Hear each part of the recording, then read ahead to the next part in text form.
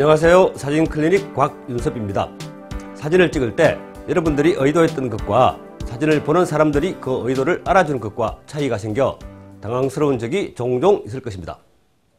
나무 아래에 있는 한 아이를 찍었는데 정작 사진을 보는 사람들이 그 아이보다 나무에 더 주목하게 된다면 그 사진은 실패한 사진이 되는 것입니다. 서울 홍대 앞에서 여러 사람들이 거리에서 춤을 추는 장면을 찍었습니다. 모자를 쓴 사람을 위주로 찍었는데 사진을 수용하는 입장에서 모자 쓴 사람이 아닌 다른 사람에게 더 시선이 가게 된다면 이 역시 실패한 사례가 됩니다.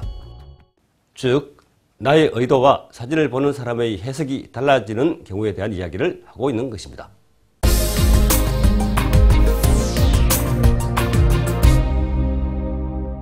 오늘은 의도에 대해 말씀드리겠습니다.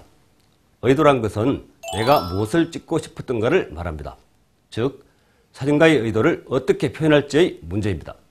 사진을 보는 사람의 입장에서 다르게 표현하면 한 장의 사진을 보면서 이 사진가는 뭘 보여주려고 하는지를 짐작하게 되는 근거를 말합니다.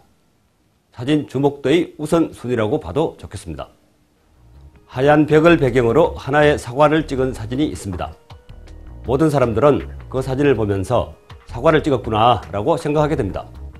이런 경우라면 찍는 사람의 의도가 잘못 읽힐 일이 없습니다.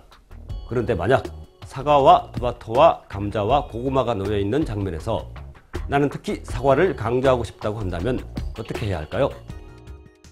자, 그럼 효과적인 의도 표현 방법에 대해 좀 더 자세히 알아보겠습니다. 첫 번째, 크기.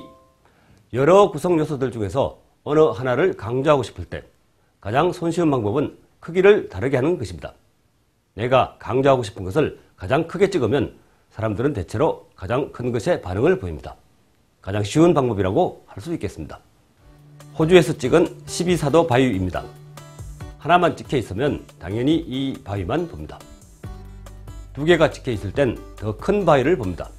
물론 다른 조건들과 함께 복합적으로 발생하는 현상입니다. 두 번째, 색깔. 가장 주목도가 높은 색깔은 빨강입니다. 실생활에서도 빨강은 자주 사용됩니다. 너무 많이 사용되다 보니 오히려 선호도에선 우선순위가 밀린다고 합니다. 빨강이 들어있으면 그쪽을 먼저 보게 됩니다. 지하철에서 꽃나무 가지를 찍었습니다. 그런데 옆에 빨간 모자가 있어서 시선이 그쪽으로 가고 말았습니다. 실패한 사례입니다. 이때 빨강은 굳이 크게 찍히지 않아도 좋습니다. 오히려 작은 크기의 빨강이 더 잘 보일 수도 있습니다. 빨강이 아닌 다른 색도 같은 역할을 합니다.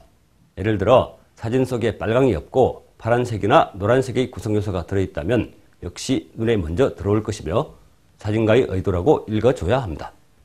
태안에서 찍은 모래 언덕입니다. 아주 작지만 노란색이 눈에 들어옵니다. 또한 사진을 찍을 때 그런 색의 요소를 포함시킨다면 의도적인 선택이어야 합니다.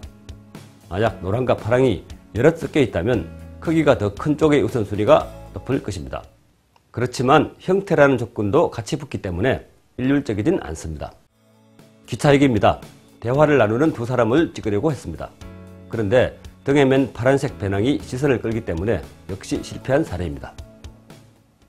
세 번째, 위치. 원칙적으로 한가운데 배치된 구성요소가 가장 주목도가 높습니다.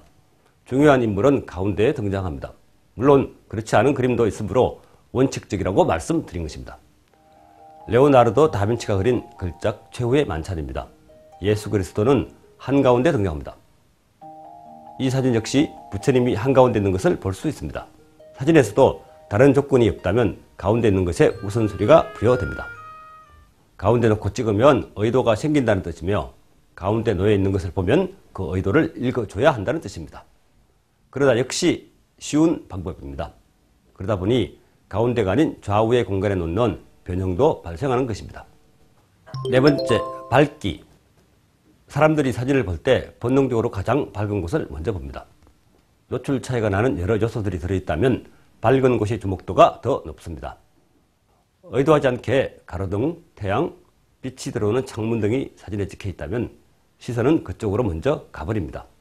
빛과 그림자가 교차하는 사진이 있을 때, 그리고 움직이는 요소가 있다면 빛 속으로 들어왔을 때 셔터를 눌러야 의도가 충족되는 것입니다. 밝은 곳과 어두운 곳이 같이 존재하면 밝은 곳을 본다는 것도 상식입니다. 따라서 전시장, 박물관 등에서는 전시품의 부분 조명을 두게 되어 관람객의 시선을 유도합니다. 공중에 매달린 인형을 아래에서 찍었습니다. 천장에 설치된 조명은 전혀 의도하지 않은 빛입니다.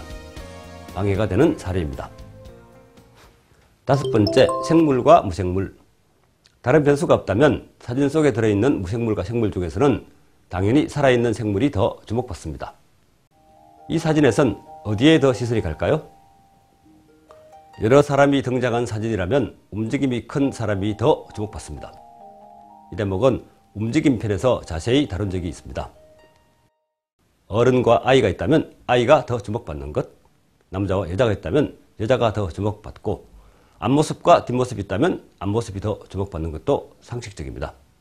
같은 맥락에서 노출 정도가 심할수록 더 눈길을 끄는 것도 쉽게 이해됩니다. 이 사진은 카메라 장비 전시회의 한 장면입니다. 모델의 워킹을 수십 대의 카메라가 찍고 있습니다. 지금까지 내용을 총정리하며 이 두 사진 중에 어떤 사진이 더 시선을 끄는지 보실까요? 첫 번째 사진에선 가운데 밝은 터널이 가장 먼저 시선을 끕니다. 그렇지만 아래쪽에 있는 빨간 마스크를 쓴 사람도 그에 못지않게 강력합니다. 두 번째 사진에선 빨간 마스크를 쓴 사람이 고개를 반대로 돌렸습니다. 이번엔 다른 경쟁자 없이 가운데 밝은 터널이 독보적으로 시선을 끕니다. 오늘 순서는 여기까지입니다. 오늘 말씀드린 의도와 관련해 클리닉을 받고 싶으신 분은 사진마을 사진클리닉에 올려주십시오. 사진에 관한 모든 궁금증을 해결해 드리겠습니다. 고맙습니다.